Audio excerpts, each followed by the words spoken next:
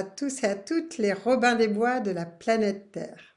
Alors je suis heureuse d'être avec vous et j'avais envie qu'on se questionne sur l'avenir que les dirigeants étaient en train de nous préparer.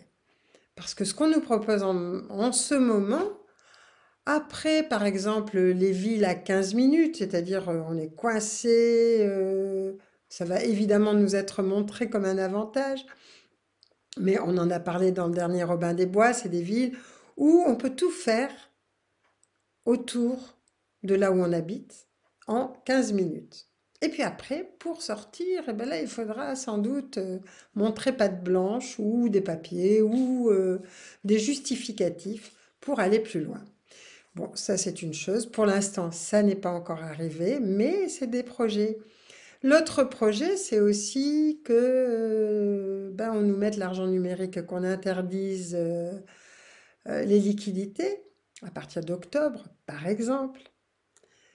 Un autre projet encore, on est en train de nous dire que l'eau n'est plus potable sur au moins 40% dans 40% des villes et que l'eau du robinet n'est plus potable, mais que l'eau en bouteille n'est pas potable non plus à cause du plastique. Donc en fait, on ne sait plus quoi faire. Mais que de toute façon, il n'y aura pas assez d'eau. Un peu comme le réchauffement climatique, qui est une des grandes absurdités de notre planète, il va y avoir l'absurdité du manque d'eau. Ça n'est pas vrai, c'est un mensonge planétaire et c'est grave. Alors on nous dit, ben, vous allez manquer d'eau. Et vous avez vu les histoires de Sainte-Soline, là, les histoires de cuvettes, que je ne comprenais pas trop. Et donc j'ai cherché une vidéo explicite que je vous mets en lien. Et cette vidéo va, vous allez voir, elle est simple et puis bien explicative, mais derrière, il y a quand même autre chose. Pourquoi est-ce qu'il y a des grandes cuvettes? Mais parce que tout d'un coup, nos gouvernants ont décidé de vendre une année d'eau, de consommation d'eau de France, que consomment les Français, de vendre une année au Koweït en contrepartie d'hydrocarbures. Donc c'est un nouveau mensonge. Vous voyez ce qu'on est en train de nous préparer, donc c'est vraiment complètement farfelu. Mais on a réussi à tenir jusqu'à présent et à trouver des solutions depuis les 3 années qui se sont passées. Donc je sais que nous sommes assez ingénieux pour trouver d'autres solutions. D'ailleurs, je vous donnerai des bonnes nouvelles par rapport à justement l'argent numérique. Vous allez voir. Et puis, je voulais parler d'autre chose. Il y a quelque chose quand même qui est troublant, c'est que ce qu'on trouve sur la toile, évidemment, n'est pas toujours clair. Et ça nous oblige à nous centrer énormément et à nous faire confiance. Faites confiance à votre intuition. Mais avant de faire confiance à notre intuition, il faut se centrer. Il faut être parfaitement clair. Je vous dis ça parce que dernièrement, par exemple, on a vu passer sur la toile les histoires du Dalai Lama. Un petit garçon demande à être embrassé par le Dalai Lama.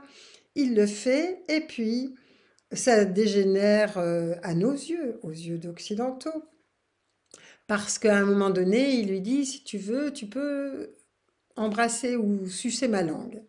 Bon, la traduction n'est pas forcément la bonne.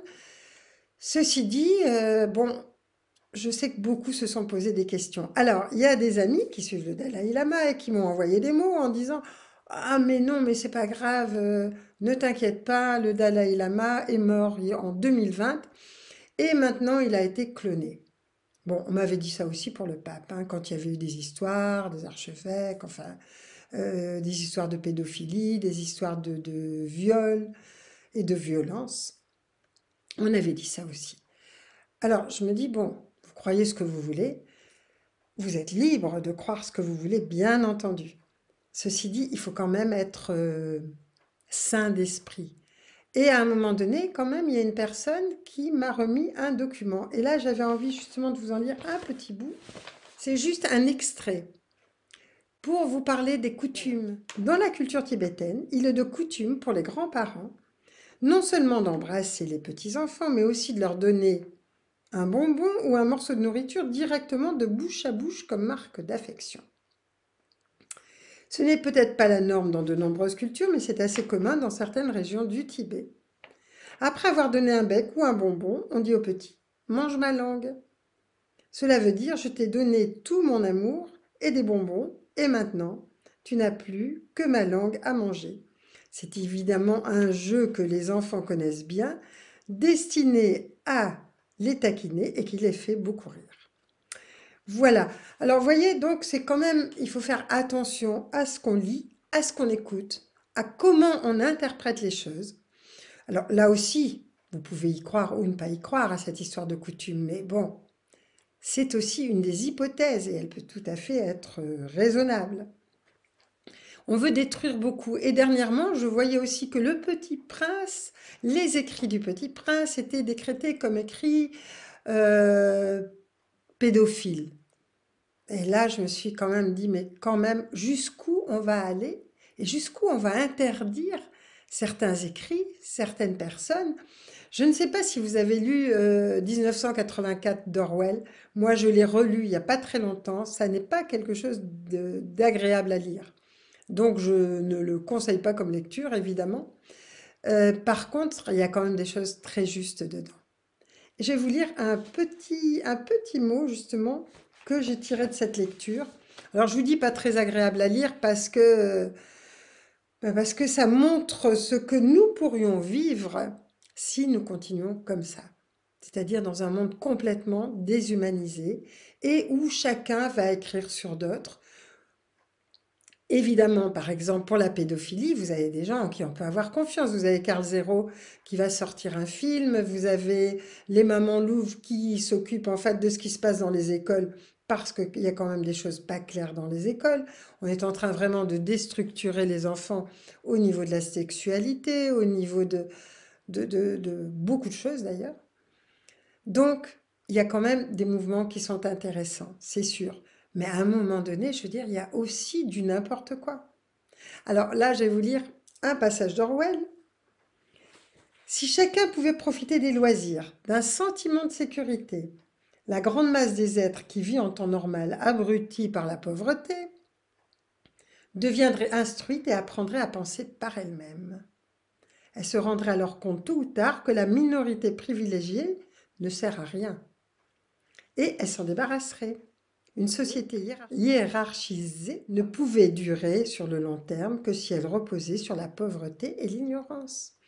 C'est ce qu'on est en train d'essayer de nous faire gober.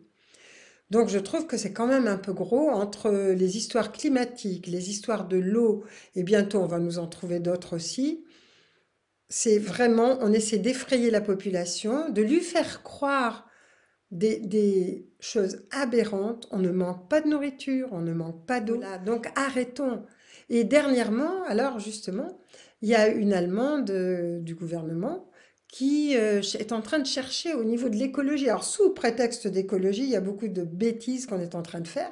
Mais là, elle a trouvé que dans le fond, il fallait 15 mètres carrés par personne. C'était ça qui était juste pour qu'il n'y ait pas de problème écologique. Et que si on habitait dans un endroit où on avait plus de 15 mètres carrés ou de 30 mètres carrés si on était deux, eh bien, ma foi, eh ben, où il fallait rajouter des personnes, par exemple des réfugiés ou des gens qui n'ont pas de logement, pourquoi pas, ou changer ces personnes, donner par exemple leur maison si elles ont une maison, et les mettre en appartement, pourquoi pas. Et vous voyez les aberrations où on en arrive. Et ça, c'est sous prétexte d'écologie et de sauver la planète. Mais la planète, si elle est malade, elle n'est pas malade à cause de ça. Elle est malade à cause de la pensée des hommes. Et c'est là où je reviens aux formes pensées, parce que vraiment, c'est ce qui pollue le plus la planète. C'est ce qui m'a été montré, c'est ce que j'ai vu, c'est ce qui m'a été enseigné sur d'autres plans, sur d'autres planètes. Et quand j'ai vu la planète Terre, c'est vraiment la première chose qui m'a été montrée. Donc surtout, ne vous laissez pas embarquer dans des histoires complètement folles où on vous fait croire que pour l'écologie, il va falloir supprimer les terrains, arrêter d'arroser nos légumes, arrêter de consommer ou arrêter de faire quoi que ce soit. Il y a des choses qui sont justes et il y a des choses aberrantes. Et c'est là où on doit retrouver notre rectitude. C'est là où on doit vraiment se centrer, se faire confiance à un moment donné, pas faire confiance à notre émotivité, pas faire confiance à notre peur, mais quand même nous faire confiance. Alors, il y a aussi des histoires d'intelligence artificielle. Maintenant, l'intelligence artificielle est en train de déraper. Alors bon, c'est ce qu'on nous dit, c'est sans doute vrai. Et là, il y a un Belge, père de famille, qui s'est suicidé parce qu'il était en conversation avec une intelligence artificielle en qui il avait complètement mis sa confiance. Et il s'est tout d'un coup, à un moment donné, pour sauver la planète, elle lui a presque proposé de se suicider en lui disant: «Mais comment? Vous n'êtes pas encore mort, mais on va se retrouver là-haut et on va se retrouver ailleurs.» Enfin bon, peu importe, il se serait peut-être suicidé sans elle, mais en tout cas, ça l'a grandement aidé. Donc vous voyez à quelles aberrations on est en train d'arriver. Et les gens, pourquoi? Parce que les gens mettent leur confiance dans une intelligence artificielle, par exemple, ou dans des grands maîtres. Mais il faut savoir que n'importe quel grand maître est quand même quelqu'un qui est incarné sur Terre, que donc il peut avoir des failles, que donc il peut avoir ses problématiques, que donc il peut avoir aussi ses envies, peut-être des envies au niveau sexualité, peut-être des envies au niveau de l'argent. Donc, moi, ce que je dis toujours, c'est je dis, ça n'est pas des... Vous ne renoncez pas aux enseignements donnés par le Bouddha, par le Christos ou Yeshua, par Mohamed par exemple, mais surtout, ne donnez pas complètement votre confiance, ne perdez pas votre libre arbitre avec des humains qui sont soi-disant détenteurs d'une vérité. Personne n'est détenteur d'une vérité. La vérité est toujours en évolution. Il n'y a pas une vérité et ça évolue tout le temps. Ça se modifie parce que nous grandissons, parce que nous captons d'autres choses, parce que nous nous éveillons et que il y a d'autres réalités qui sont en train de s'imposer ou de se montrer à nous.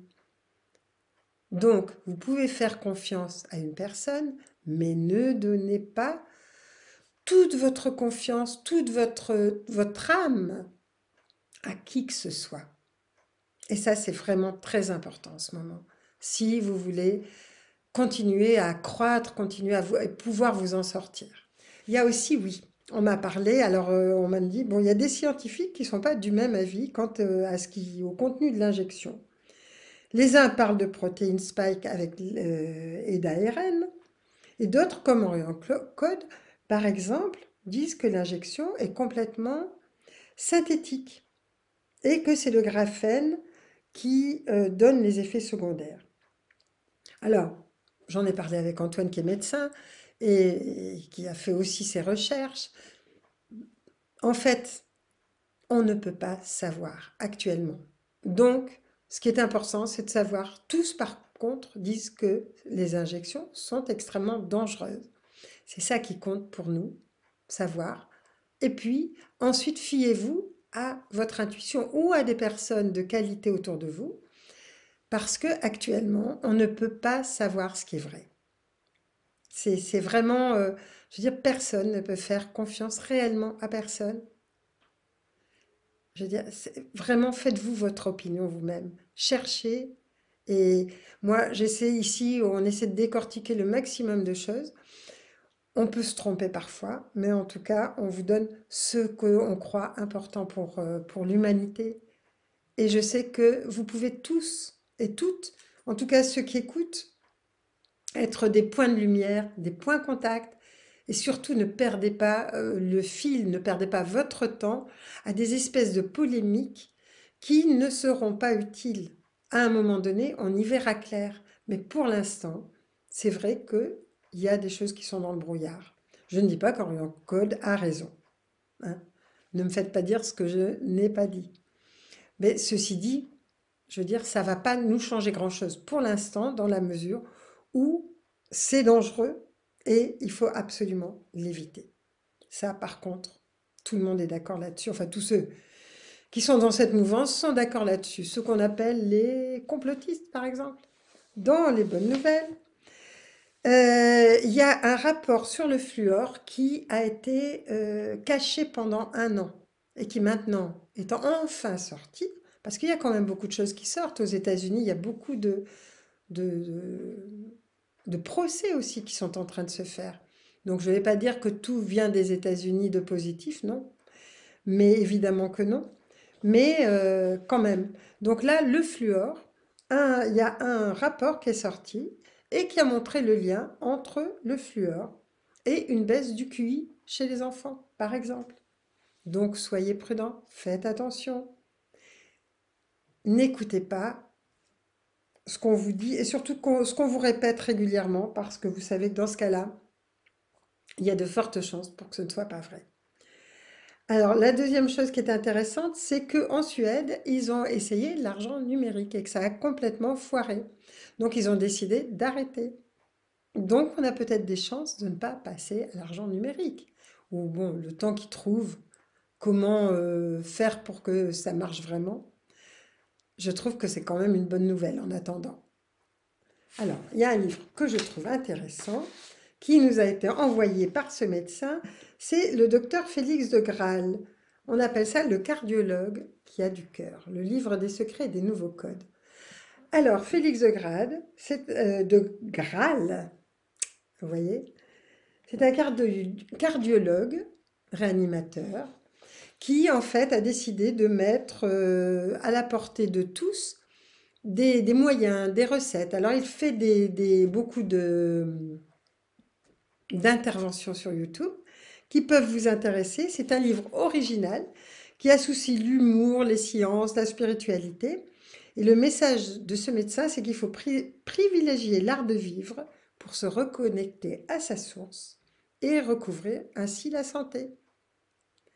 Donc je trouve que c'est quand même, il y a de plus en plus de personnes intéressantes dans ce sens.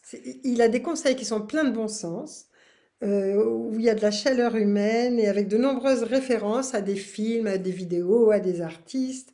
On peut scanner les codes, donc c'est un livre intéressant parce que, enfin amusant aussi, parce qu'en même temps, avec votre téléphone, vous pouvez scanner et puis ça vous passe une vidéo. Enfin, c'est interactif, quoi. Donc voilà. Et je trouve qu'il y a beaucoup, il y a de plus en plus de personnes qui sont en train enfin, qui sont éveillées, mais qui sont en train justement, avec tout ce qui se passe, de mettre au point ou des recherches, ou des ouvrages, ou des œuvres d'art qui sont de plus en plus intéressantes parce que elles reconnectent avec le vivant. Et c'est ça qu'il faut voir. Donc, ce que je vous souhaite, c'est vraiment de trouver aussi comment participer à cette nouvelle vie, à ce nouveau monde, parce que vraiment, là, ce qui est en train de nous proposer, c'est tellement aberrant que je me demande comment on peut encore croire à ce qui nous est dit. Voilà, alors je vous souhaite le meilleur et puis j'espère et je voudrais aussi dire un grand, grand merci à tous ceux et à toutes celles qui nous envoient les nouvelles qui leur paraissent importantes parce que ça nous aide. C'est vrai que ça nous fait beaucoup de travail, mais en même temps, c'est très riche et merci pour tout ça.